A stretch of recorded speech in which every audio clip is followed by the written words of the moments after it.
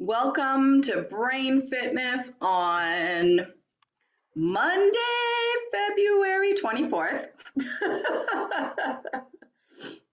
I'm just gonna eat a little snack a little bit while we go through here because I realized that I was hungry 5 minutes ago. So I'm just gonna be nibbling a little bit as we go through everything.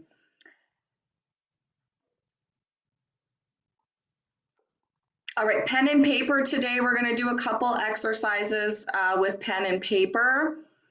And we're going to go over some, I think, interesting things today. This is a review of an old topic, and then I've added onto it with some new information.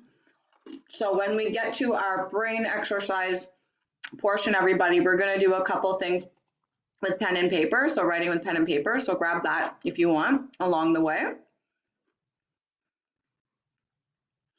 But first, make sure you grab your glass of water or herbal tea, or if it's your first cup of coffee of the day, that counts.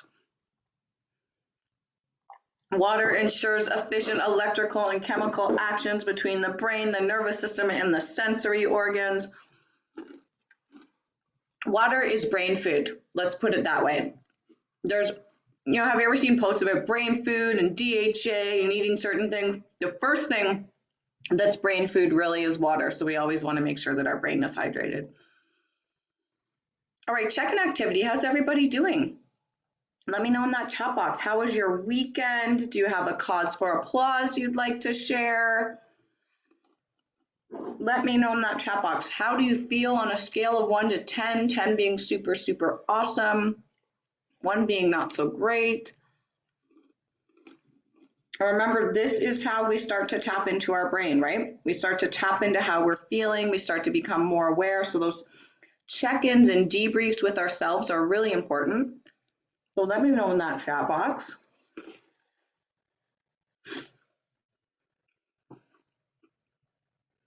It was a nice weekend. It warmed up a lot in Edmonton, warmed up to -7. That's pretty warm for Edmonton, I would say, yeah.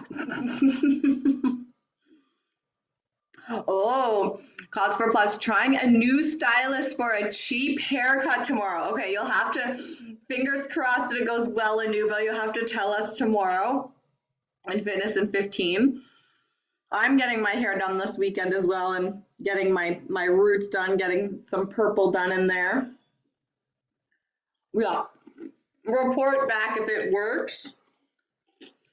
It's always like a little challenging trying a new hairstylist, right? Like challenging but exciting too. Hairstylists are interesting. We like stick with them forever, right? Like I've had my hairstylist for 20 years or whatever it is. It's interesting. All right. Lazy weekend, which was nice, 8 out of 10. Warmed up there too in BC. It's going to be 15 on Wednesday. You're in spring already. You're in spring. Okay. Well, it's always recorded. If you have to leave early. 5 have the flu. Oh no, Barb, I'm so sorry. So just sit back and listen. The flu is going around. Okay, so we're kind of a mixed bag today, which is interesting. All right, just as a reminder, we want to close any distractions. The brain doesn't like to switch tasks or multitask. So close any distractions that you have now, everybody. And here's my quote for today. Exercise is really for the brain, not the body. It affects mood, vitality, alertness, and feelings of well-being. What do you think? Let me know in that chat box. I mean, of course I agree with this because everything is brain first, then we go to body, then we go to mindfulness, in my opinion. But that's why we start the week with brain and then we move through our kind of whole wellness throughout the week, but we start with that brain. So give me some thumbs up. We've got so very true in that chat box. You can give me some heart emojis or thumbs up if you want. Yeah, that's Ravelli says that's a recent realization or discovery, I think. Yeah, I agree, right? Um, you guys have heard me say this before, but we in the wellness industry have it backwards. We always think you have to start with fitness when you're starting to like go on your health journey. But there's so many other starting points you could start at, or doing small and slow solutions or small things for everything on the wellness wheel on your journey, right? But there's a lot of advertising and there's a lot of belief that you start by going to the gym, you start by getting a trainer, right? But there's many, many ways that you can start, and that yeah, we're coming into that, you know, how important the brain is. So you're all of you are ahead of the curve. We've got, when I do no exercise, I feel like a sloth and then I'm not in a good mood. That's right. Exercise and the endorphins. Endorphins make you happy. That's right. Hi, Roma. That's right. You all get it, right? This is like an obvious quote for us. So quick reminder, exercise is brain fitness. Brain fitness is exercise because it does all of this, right?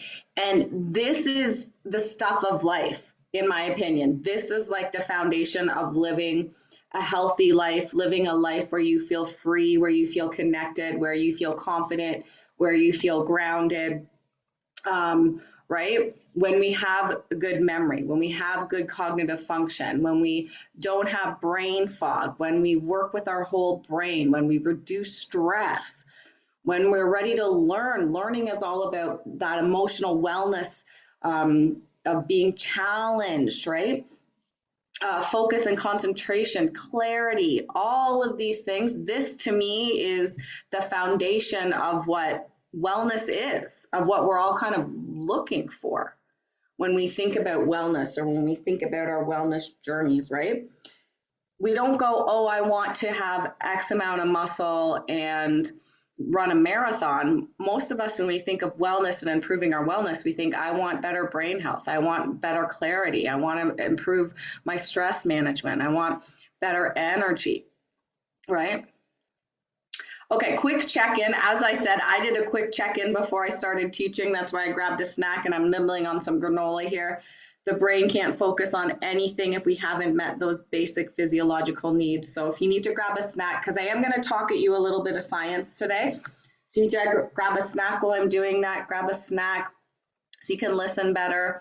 Make sure you've got water, you're feeling comfortable. If you need a blanket around you, if you're not feeling well, that your room is nice and quiet so that you can focus and concentrate on what we're learning today. All right, we're going to do reverse head and shoulders, everybody. So if you want, you can sit on the front edge of your seat, or you can come on and stand up with me. But let's just warm our body up with a little bit of movement. Let's warm our brain and our body up with a little bit of exercise. So do we remember head and shoulders, knees and toes?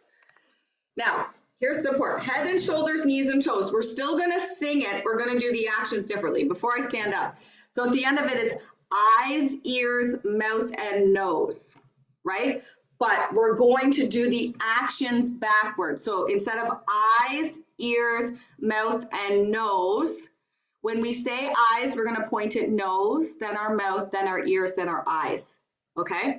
So we're going to go eyes, ears, mouth, and nose. Try it again. Eyes, ears, mouth, and nose. Okay, so we're doing the actions backwards, but the words the same. That's our challenge for today. All right, come on and stand up with me, or front edge of your seat, everybody. So we're going to start at the bottom. So instead of head and shoulders, knees and toes, we're going to start at the bottom, but we're going to sing the words in the right order. On the count of 3, you're all muted except for me. Here we go.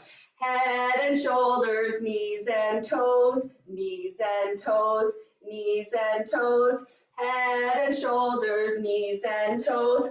Eyes, ears, mouth, and nose. How did you do? All right, we're gonna do it. We're gonna do it through twice. I'm gonna speed it up each time, okay? So we're gonna go again. We're gonna go a little bit faster. Here we go. Head and shoulders, knees and toes, knees and toes, knees and toes. Head and shoulders, knees and toes. Eyes, ears, mouth, and nose. Are you ready to go super, super fast? Take a breath, relax the shoulders. All right, here we go. Head and shoulders, knees and toes, knees and toes, knees and toes, head and shoulders, knees and toes, eyes, ears, mouth, and nose. Okay, come on back and sit down. How did you do? Let me know.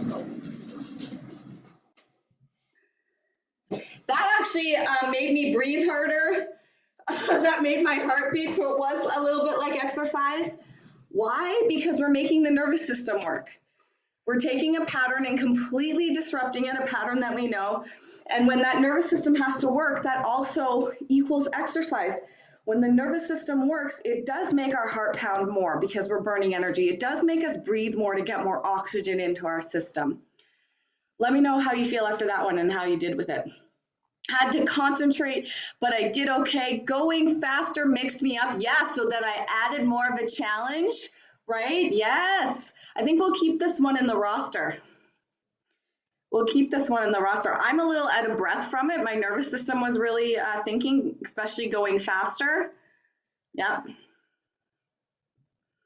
All right, so just a reminder, did we use the 6 M's? Mouth, yes. Music and rhythm. Yes, movement, yes. Mind, which is problem solving, definitely, right? Eyes, ears, mouth, and nose, right? Meaning, we know that song. We probably did it when we were kids, or we might have taught it to kids in our lives. And we got the midline because nose, right? Eyes, ears, mouth, and nose. So we got the midline too. So we really did everything on that one. Okay. Now you can sit back, take notes if you want. We're going to talk about the hippocampus. I'm going to do a little review on the hippocampus. We've learned about the hippocampus before, but there's some newer stuff that I'm also going to teach you about the hippocampus as well. So now you can sit back, drink your water, do some learning, and remember, you can just sit back and listen, and you can always come, if you want to take notes, you can always come back and watch the replay as well, right? That's why we can watch these things over and over again. We all learn differently. Okay, so the hippocampus in the middle, in here in the middle of the brain. Okay, see the pink part? So it's really protected. It's right in the middle of our brain. So hippocampus means seahorse in Greek. Okay, my computer's going crazy. Just a sec. There we go. Okay, so it's a pair of thumb-sized structures deep in the center of your brain that are shaped like seahorses. And the hippocampus is critical for cognitive processes like memory, everybody. So there are different things that we need for memory. It's not just one function. We need memory encoding, which means we're taking the experience and we're actually writing the coding in our brain of that experience. Then we need memory consolidation. That means we're taking the memory we've written and we're filing it into the filing cabinet so that it's there permanently. Okay, so the hippocampus is really important for memory. The third part of memory, the hippocampus doesn't do this, but that's memory recall, right? But encoding and consolidation is the most important because it's getting it in there so that we can have the memory recall. Okay, hippocampus is also important for regulating learning and spatial navigation. What does that mean? It means the space I'm in so that I can do head and shoulders, knees and toes. So I can walk around and not bump into things and not bump into other people. I understand my body in the world and the space I take up, okay? Now this is really interesting. Hippocampus is also critical for the lighter emotions. We know that the lighter emotions also come from the hippocampus. The heavier emotions come from the amygdala, right? So we've talked about fight, flight, or freeze. That's amygdala. Lighter emotions are also driven by the hippocampus, okay? Now, here's the interesting thing. Recent studies have shown that there are 700 new brain cells produced by the hippocampus every day. That's really interesting. That's about brain plasticity, right? And we talk about brain plasticity as we age, how important that is for longevity, right? Now, here's the thing. So they've discovered the hippocampus is growing brain cells every day just by being the hippocampus. Most of those neurons don't survive. So it's kind of overproducing, but keeping our brain plastic, agile, whatever you want to think, right? So when these neurons are kind of birthed out of the hippocampus, premature phase, they need a great deal of support to survive, grow, and become an active member of the community of neurons in the brain. Okay? And this is where things like brain fitness become important, using our brain cells. So the other thing that we've learned is that about is size. So looking at sizes of the hippocampus in brains, and science has learned that a bigger hippocampus can protect us against dementia symptoms in our 70s and 80s. So we want that hippocampus, we want to nurture it, we want to feed it, we want to grow it, we want to exercise it. And the hippocampus naturally shrinks as we age. But if we continue to support it, we can prevent that shrinking, keep it producing those 700 brain cells a day, nurture it, all of those things. So before I talk about how we can nurture it, I want to talk about what the risk factors are that will shrink your hippocampus, the things that will shrink that hippocampus inside your brain. Stress, anxiety, untreated depression, obesity, uncontrolled diabetes, a sedentary lifestyle. So we've been hearing this a lot recently in the past couple of years. Sitting is the new smoking, right? Eating junk food, concussions. There's been a lot of talk about concussions over the past 10 years as well. And I'm going to talk a little bit further about this one today in a bit. Complaining. Complaining actually shrinks our hippocampus, right? So I would say you can all give yourselves a pat on the back. Most of these things here, right?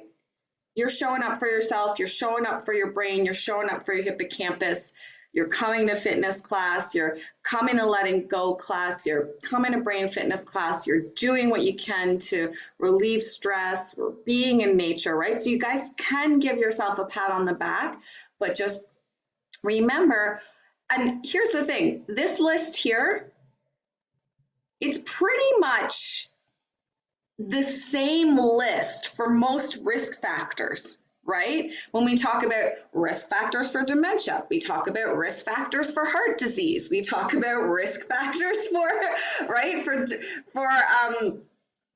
many things. It's a lot of it is the same, right?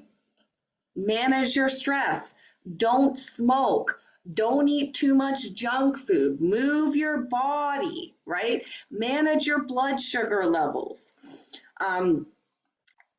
It's kind of simple, right? Like science keeps coming back to this. Here's the risk factors. Here's how we can be a healthy human being if we can prevent some of these things. But this one's kind of new here, this complaining. They're actually starting to attach it to how the brain works. So I'm going to talk a little bit about that in a second. But let's talk about how we can grow our hippocampus. All right, how can we generate those 700 neurons that are birthed every day? How can we make sure a larger percentage of them becomes an active neuron and doesn't die at that like growing phase? So one study took two groups of mice. There was a group assigned to running. So they lived in a cage with a running wheel, right? And there was a group that wasn't running, that was the risk factors, right? Eating, sitting, sedentary lifestyle. And the group with their running wheel generated far more neurons in their hippocampus than the group that was assigned to a regular cage, kind of with that sedentary lifestyle. Yeah. Another one looked at people's brains, right? They looked at the brains of people who exercise regularly and are considered physically fit. And what they found was people who exercise regularly and are physically fit have a much bigger hippocampus. One study actually showed that walking 1 mile a day, so let me need to translate it for, I think many of you probably understand a mile. So a mile is 1.6 kilometers or 1,600 meters. That's not actually A lot.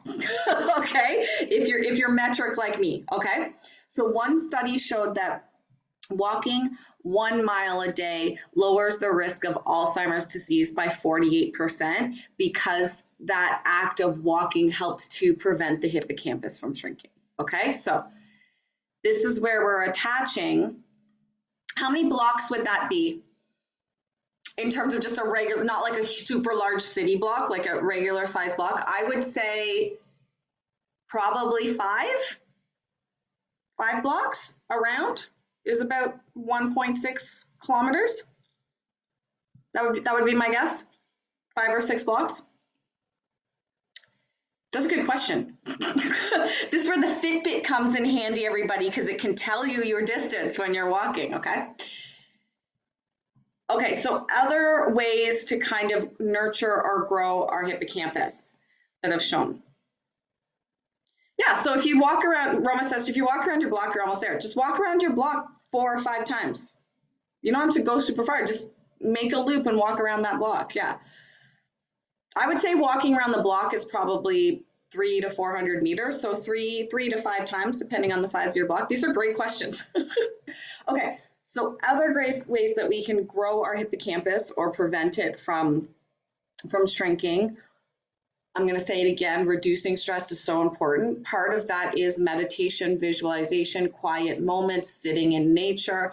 Anytime you're kind of doing anything that's meditative or calming or quiet time, right? So this isn't saying you have to meditate 45 minutes a day, but sitting in nature, sitting by water, taking some time, slowing yourself down, okay? Sleep, okay? And this is a big thing. I'm not going to go deep into this because I need to research this a little bit more and make sure I get it right. But my understanding of what I've read so far is people with sleep apnea, if they don't get that CPAP machine, that like really dysregulated sleep can cause the hippocampus to shrink as well. So getting really good sleep is really important.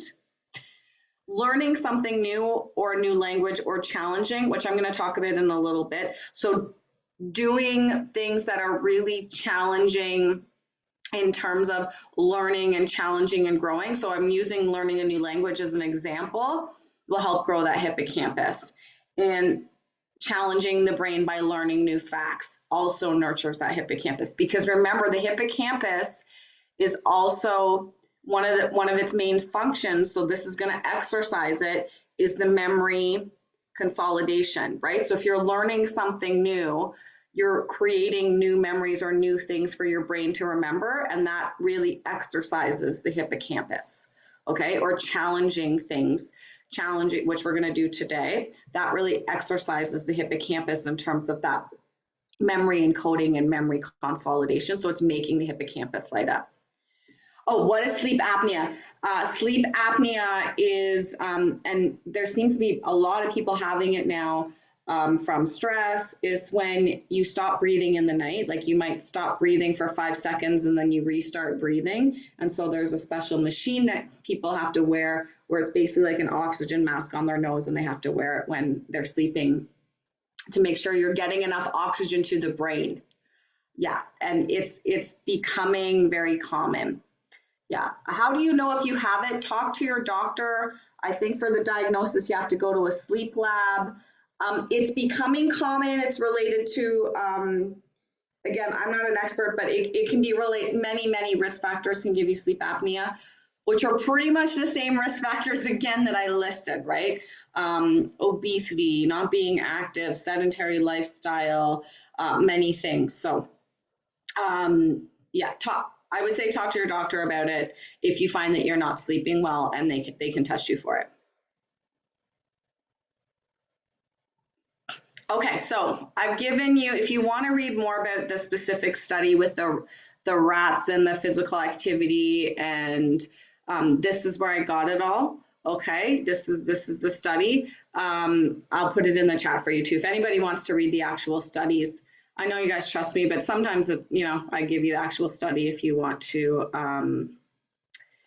go into that science stuff. So let's talk about complaining for a second, everybody. So complaining was that last risk factor for a shrinking hippocampus, okay? And this is interesting. And you've already put a comment in, so I'm going to scroll back and see it. What did you say, Anima? You said,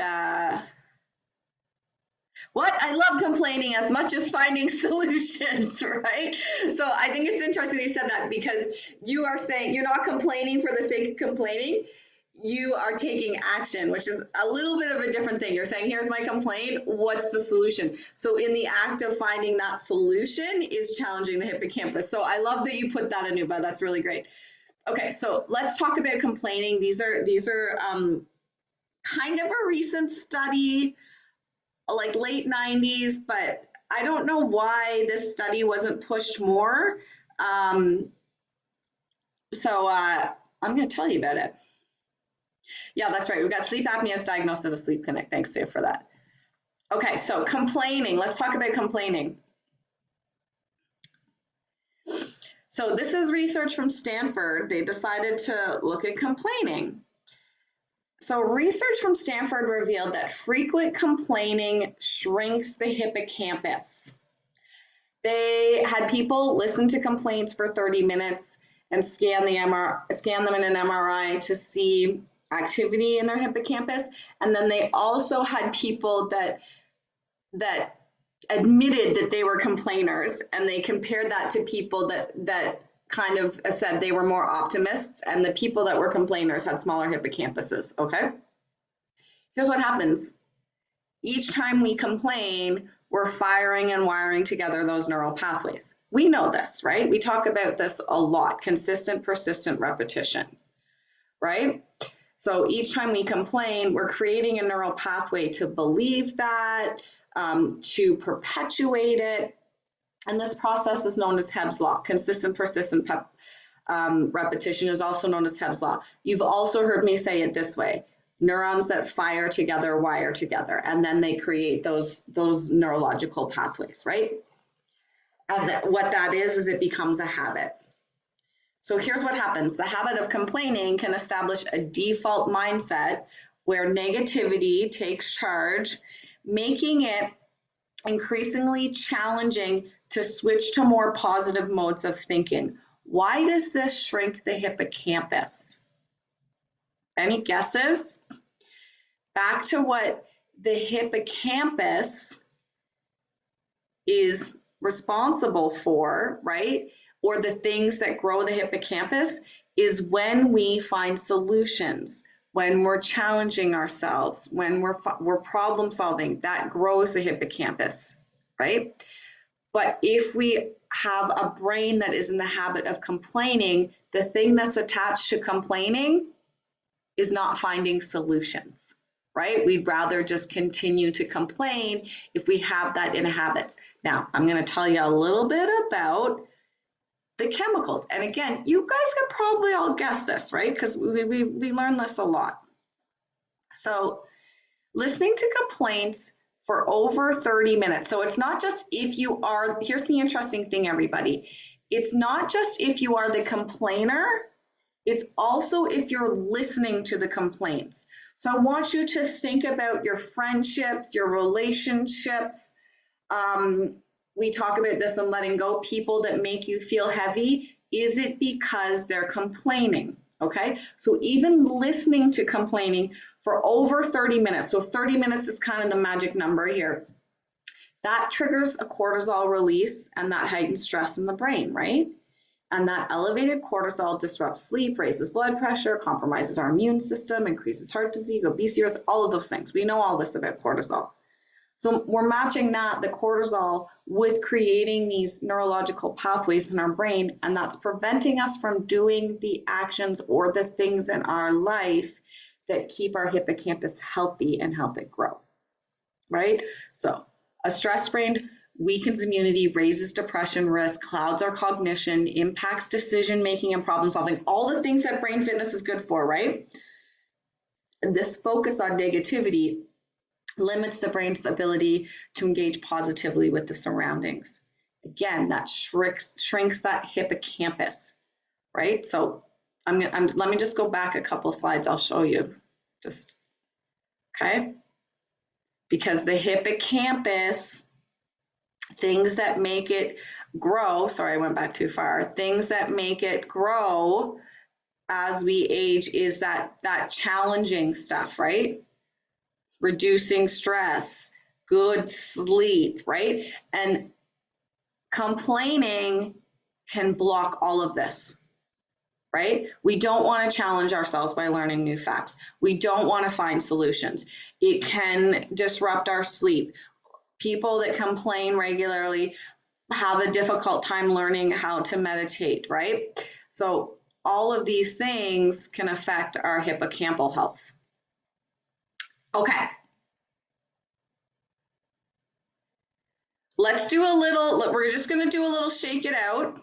And then I'm going to tell you what we can do about complaining. I'm going to give you solutions. Okay, we're going to do solutions. Okay. Oh, this is interesting. In the chat box, I used to think that complainers needed to complain to release the stress, so I would listen to them. So this is about like healthy boundaries too, boundaries, needs, and wants. So remember that 30 minutes is kind of that time limit, and then it starts to affect you. So being a good friend and letting your friends vent is important, right? Because part of being in relationships is sometimes you listen, sometimes you give, sometimes you give, sometimes you get. But just it doesn't mean you need to block your friends if they're complaining about something or they need to vent, because yes, they need to get it off their chest, but just that 30-minute mark is the important mark.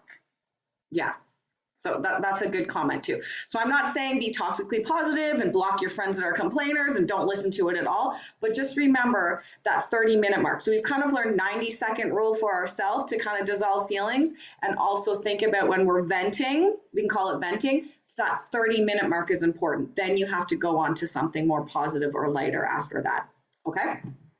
Okay, let's just shake that out for a second, then I'm gonna give you some solutions. I just want you guys to move a little bit because some of our stuff is kind of paper. Come on and stand up with me, everybody. We're just gonna do a body drum and a shake out. You know how to do it. You can do it sitting on your chair too, starting at the top of your head. Give me a little body drum. Wake up that brain. Back of the neck, wake up that vagus nerve. Come on around to the front to the collarbones, and now really start drumming. Listen to the sound of that. It's kind of awesome. All right, big breath in.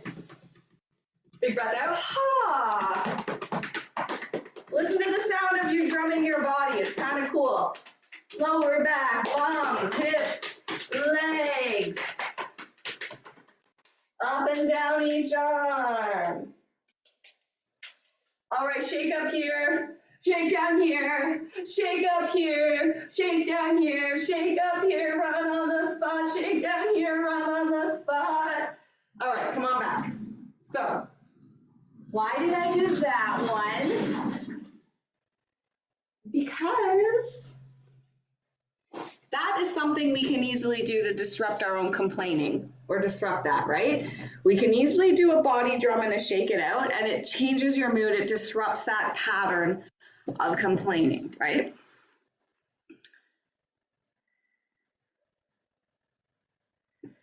What do we got in the chat box here? Yeah, we've got 30 minutes of complaints is a lot, right? But you can easily lose time in that venting. Think about this.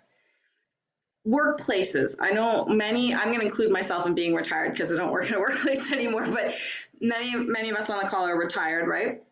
But think about that workplace atmosphere when you were in a workplace. Complaining spreads like wildfire. Complaining at the cubicles, complaining at the water cooler, it can go on for longer than 30 minutes, right? Or if somebody's venting and they start to kind of ruminate it or spiral in the washroom. That's right, Melia says in the washroom. Yeah, complaining in the washroom to other people while you're washing your hands. That's right. So even though we think, wow, 30 minutes is a long time, when you get stuck in that, you kind of lose time, right? You can lose time. Yeah, that's a typical work environment, is that complaining, right? So it's important to make sure that we're protecting ourselves from being the complainer or from listening to that complaining for too long as well, because it literally shrinks our brain and literally affects our brain health. And it doesn't just have to be in the workplace. Maybe there's certain family members. I think this is why. Did anybody watch SNL 50th anniversary last weekend? This this is honestly why I think people relate to the character of Debbie Downer so much, right? We laugh at it, it's hilarious, but it's because we all know someone like that, right? We all know someone that you'll be having a time, be like, Bud, what's one of her lines is like, feline AIDS is killing cats, right? Like we all know somebody that will just be like, wah, wah, right?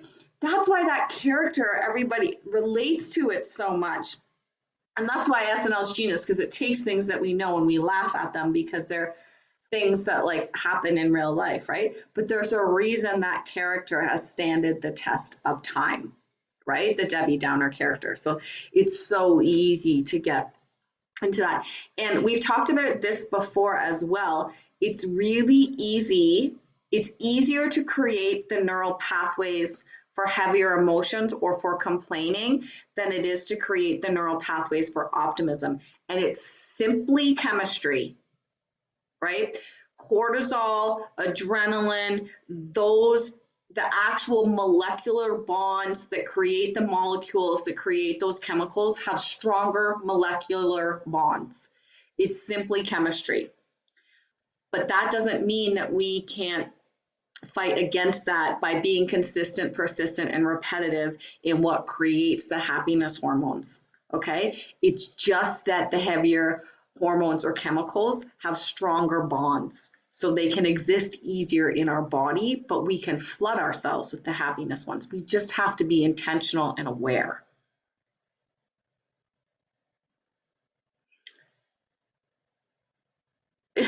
Belly says, maybe it's a good thing coffee breaks are 15 minutes, right? Everybody complains for 15 minutes and goes back to work. It's very interesting. Yeah, it's very interesting. We're getting a lot of chat in the chat box about this, right? You guys are connecting to this too, right? Like the complainers in our life, or maybe you've been the complainer. I definitely learned the habit of complaining for sure as well. Okay, so what can we do? What can we do about it?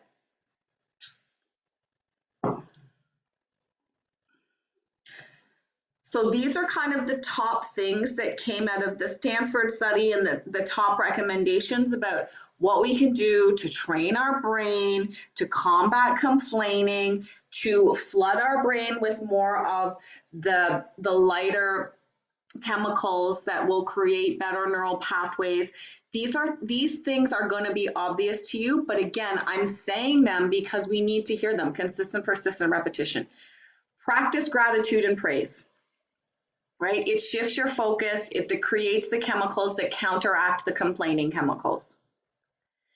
So thank someone. Tell someone they're doing a good job. Or even, when you go on your walk, say, I'm going to give 3 people a compliment on my walk today. Oh, I like your shoes, and just keep walking. Okay, right? It can be as simple as that connection. We talked last week about eye contact. 5 seconds of eye contact creates oxytocin in the brain, and that can be part of gratitude and praise too, is smiling at someone. This afternoon in Motivational Monday, we're going to actually do a gratitude practice today. We're going to practice gratitude and praise. We're going to go a little bit deeper into how to actually feel that gratitude and feel the feeling. So that's what we're going to do this afternoon. Okay, this one, I think everybody needs to hear this one. Don't complain about what you have created. And we've all done it. Nobody on this call is perfect. We're all human beings, okay? There's no judgment here, but often our ego will lead us to complain about a decision or a situation that we created ourselves because our ego is trying to protect us from taking ownership of it. Let me say that again. Think about it. Remember, our ego's job is to protect us. Often our ego will make us complain about a decision or a situation we created and now we're unhappy about it because it's easier to complain about it than to own it. Okay?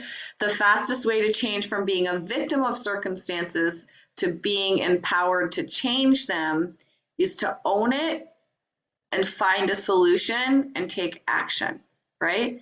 Take control, find more than one solution. You'll start moving in a different direction and take yourself from, and this is something, if you feel comfortable, you can guide your friends into maybe at that 30-minute complaining mark or something.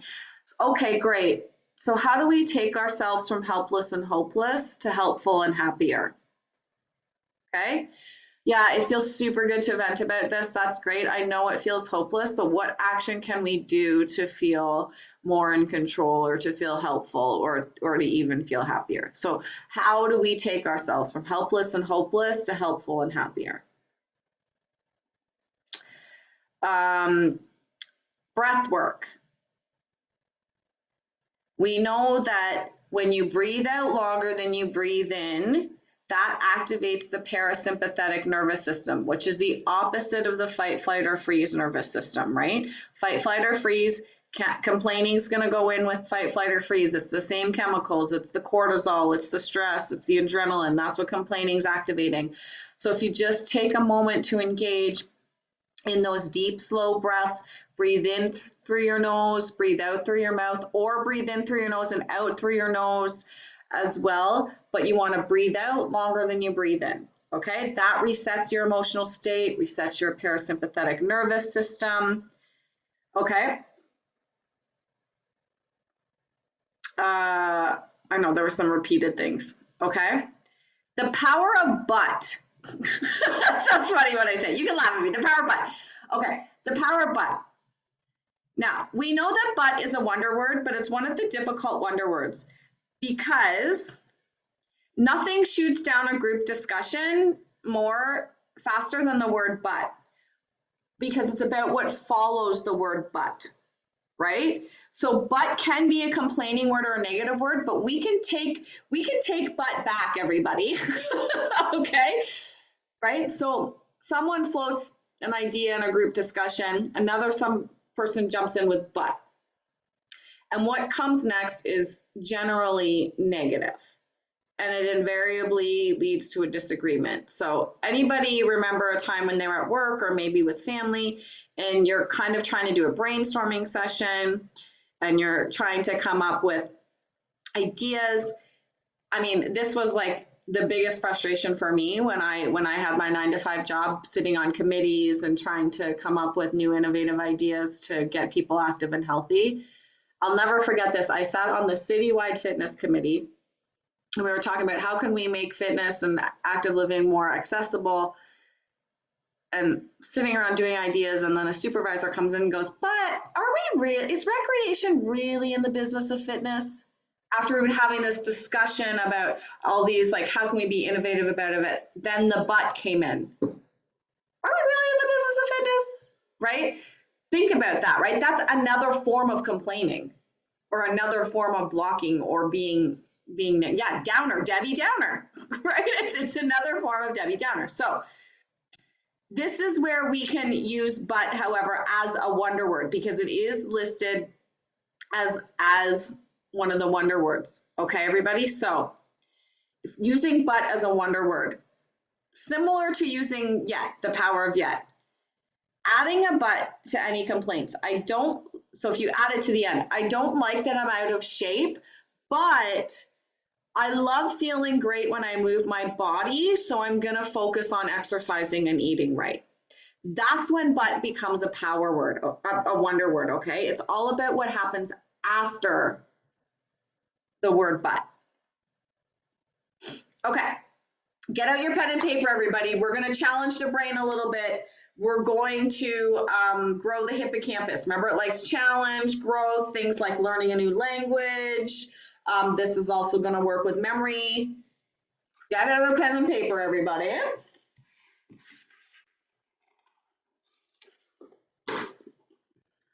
All right. First exercise we're going to do.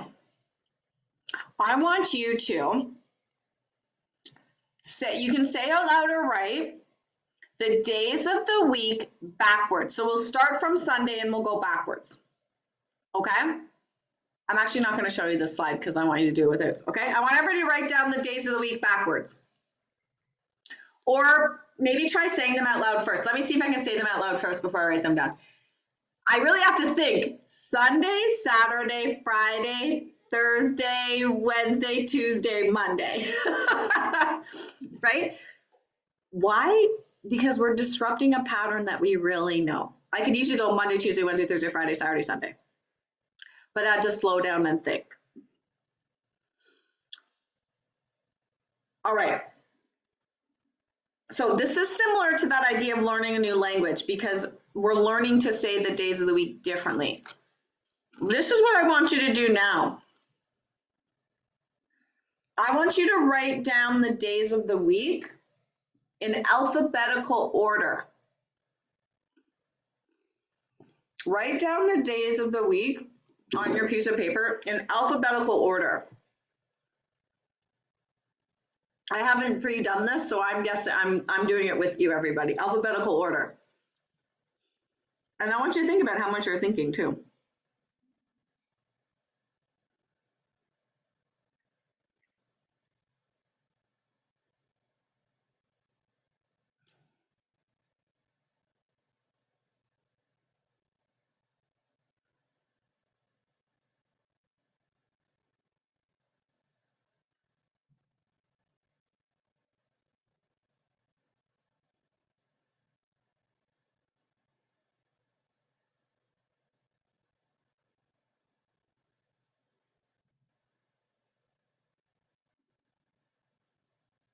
I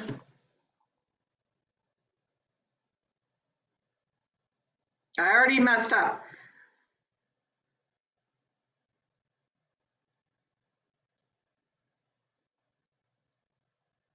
Okay, I think I got it. Does anybody want to write it in the chat box?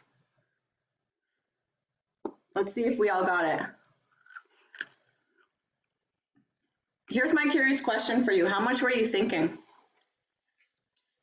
So even little simple things like this is the equivalent of the amount of brain power it takes to learn a language. Friday, Monday, Saturday, Sunday, Thursday, Tuesday, Wednesday. That's what I got too. But you know what I forgot halfway through when you heard me grunt? I forgot Friday. And then went, oh wait, where does Friday go? I started with Monday, Saturday, Sunday, Thursday, and then I was like, wait, where does Friday go, right? That was a lot of deep thinking.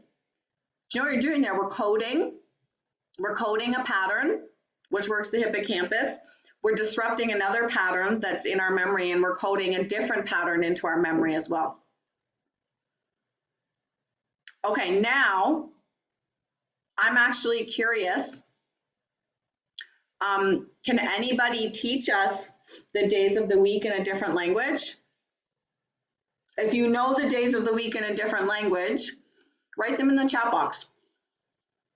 Write them in order: Monday, Tuesday, Wednesday, Thursday, Friday, Saturday. Or, we're all Canadian here. Lundi, let's see, I don't even know if I can remember it. Here we go, working that memory, right? Lundi, that's Monday, right? Is it Vendredi? No, Vendredi's Friday, right? See? Let's see. Can you remember it in French? Can anybody remember it in French? Is this, what language is this, Velia? We've got lunes, martes, miércoles, jueves, Spanish, viernes, sábado, domingo. How did I do? Okay. Lundi, mardi, mercredi. I forget Thursday. What's Thursday? Friday's vendredi, samedi. I forget Thursday in French, everybody. All right. If anybody knows the French, write it in the chat box. Okay, I've got one more pen and paper one. And then we're going to do a little bit of movement because we know movement helps too. And then we're done. Jeudi, jeudi. Okay, lundi, mardi, mercredi, jeudi, vendredi, samedi, dimanche. I forgot dimanche too. Thank you. I feel so much better. I knew that, right? We're all in this together. Right? We're growing our hippocampus. Okay, one more pen and paper one, everyone. Name two objects that start with every letter in your first name. So two objects for every letter in your first name. V is very hard for me. So you can write them on paper. If you want to write them right in the chat box, you can do that too. So I'm gonna go.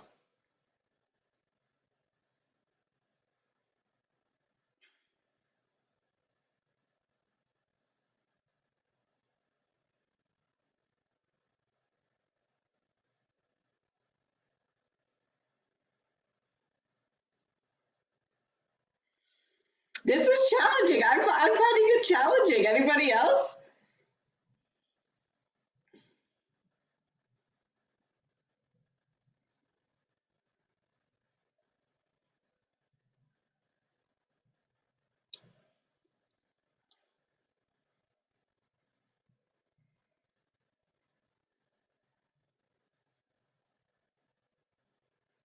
All right, anybody want to share? Yeah, we've got frayed.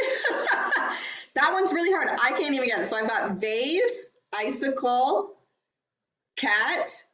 I don't have anything for T yet. Orange. I don't have anything for R. I have two I's on my name. And then for A, I've got apple or ace. Like a card that's an ace. It's hard, right? But what we're doing here is coding. We're really making our brain think and code. And the interesting thing about this exercise is you can do it once a week and it'll feel different each time until it becomes like, oh, you're like, I know what my V is. I know what my whatever is, right? It's also challenging the memory recall and the vocabulary. So doing something like this is better than doing a crossword. Deb, I'm curious, let me know. Did you find that challenging? I found it really challenging. Right? We've got R and D are extra. Flip, apple, yam, elephant. Oh, I like that for Faye. And if you have a longer name, it's hard too. I could just do Vic. Yeah, it's challenging, right? So you can take that away and keep. I know we only have like 5 minutes left, so I want to move you a little bit too, but just those kind of wordplay exercises that are done in a different way, again, have been shown to nurture that hippocampus, to make it think, to use those neurons at that hippocampus. Okay, Vicky, what did you get? Okay, we have the same name. So Vicky, you did way better than me. You got violet, violin, icky. I know I is hard. I did ice and icicle. Cute, content, kickboxing, ice. I went right to ice with I too, and I can't think of any other words that start with I. Like, yeah, it's harder to do one word with everything in it. That's right. But this is the stuff that's going to nurture that hippocampus part of our brain, nurture the memory part, the memory coding and coding consolidation, and memory pulling the memories out. And even though it's challenging, these are good challenges. You can just do them in like 5 minutes once a day, right? This, you know that you're working, right? Versus doing a, do you feel like you're working? You're like, I'm really working my brain right now. Okay, so we've got another V, Thalia. We've got vat, vine, elephant, ear, light limb. You went to ice as well with the I. Ink, good one. Apple and appendix, very interesting. Okay, other things that are gonna help with complaining, activating the parasympathetic nervous system so that it prevents that hippocampus from shrinking. All right, we're just gonna do a really quick, we're gonna do a butterfly hug. We're gonna do a breath of joy. And then at the end today, I'm going to ask you to write down all the things you're grateful for as our checkout. Okay, so you can do this sitting or standing if you want. But butterfly hug, okay, everybody. So you're going to take your hands, make your palms facing you. Start with your pinkies touching. Then I want you to cross your hands in the middle of your, okay? And then your two thumbs are going to link. And you're going to bring the tops of your fingers to those collarbones. And you're going to rest your kind of the palm of your hand, I guess, on your heart. So when we rub our heart, that stimulates oxytocin like a hug, and this stimulates calming. And we're just gonna do some taps and take some breaths. You can, the way that I like to use this one is If you're really stressed, you can start with fast tapping and slowly slow that tapping down. It's telling your brain and your body and your heart to slow down. How about you give me a 5-second breath through the nose and a 5-second breath out of the nose.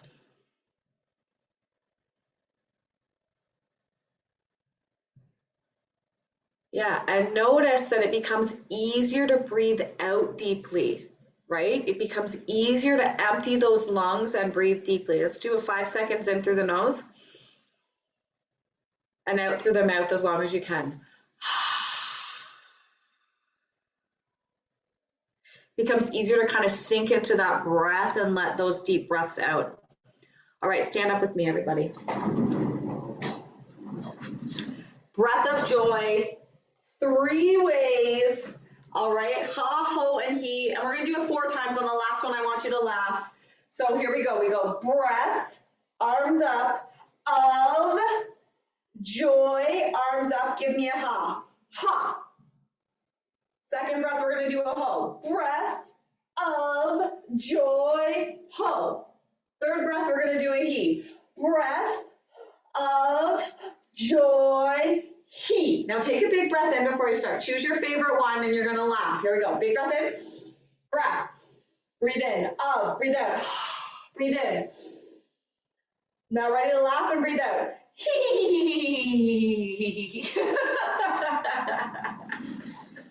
All right, come on back and sit down, everybody. I know it was a lot of info today and challenging. It was a little bit of a different type of class, but there was some good stuff in there. I was also going to read the gratitude stones to you, but I think I will do that poem this afternoon in Motivational Monday. So, what did we learn today? Why water is awesome. We learned about the hippocampus, how we need to grow it or prevent it from shrinking, and how that helps prevent dementia. We learned about complaining in the hippocampus. We also learned like movement helps the hippocampus, activating the parasympathetic nervous system. The hippocampus is important for memory. We learned why complaining is bad for the hippocampus, strategies to combat complaining. We learned the magic number 30 minutes. We can't have a complaint-free life, or else we'd be living toxically positive, right? But we want to know those guidelines for when it really starts to affect our brain, 30 minutes or less, all right? Whether you're doing the listening or doing the venting, okay? We learned some brain fitness to grow the hippocampus, some real challenging stuff today, right? I'm going to read the Gratitude Stones poem this afternoon. And then we did a couple really simple, joyful things. We just did the butterfly hug and the breath of joy, and that helps to combat that complaining too. So I'm curious, in the chat box for our checkout, how are you feeling? What are you feeling thankful for right now? Give me a couple things in that chat box. Or what are you feeling proud of about yourself? What do you love about yourself right now? What are you thankful for? Give me some, I can't believe I'm going to say it, some positive vibes, everybody, right? Because you know I don't love that saying, but what are you feeling thankful for? What are you proud of for yourself that you've learned, or are you proud that you did that activity? What do you love about yourself? Let me know in that chat box for the checkout, everybody.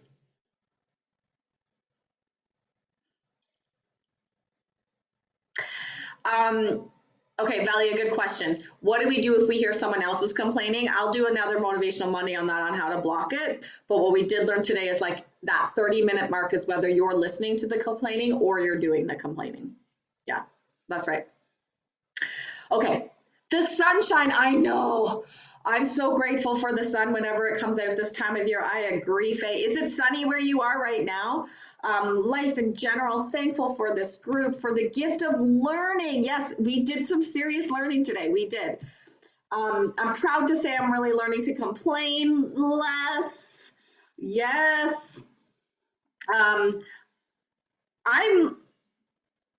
humbled that I need to challenge myself with that 2 objects for each letter of my name. I'm humbled, but I'm grateful for learning. I'm going to put that in there too. The gift of learning that was a real challenge for me.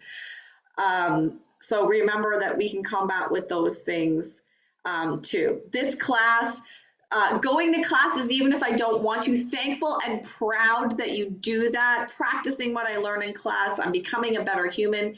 Sunny days, my dogs, my husband, my kids, my house. Oh, thankful I'm meeting a friend for afternoon tea. Thankful for social connection. Get that eye contact in there to get that oxytocin going. All right, I know this class went a little longer, everybody. It was a lot of information, but I was really kind of excited to share the information. I'm thankful that right now my Google says that it's +4.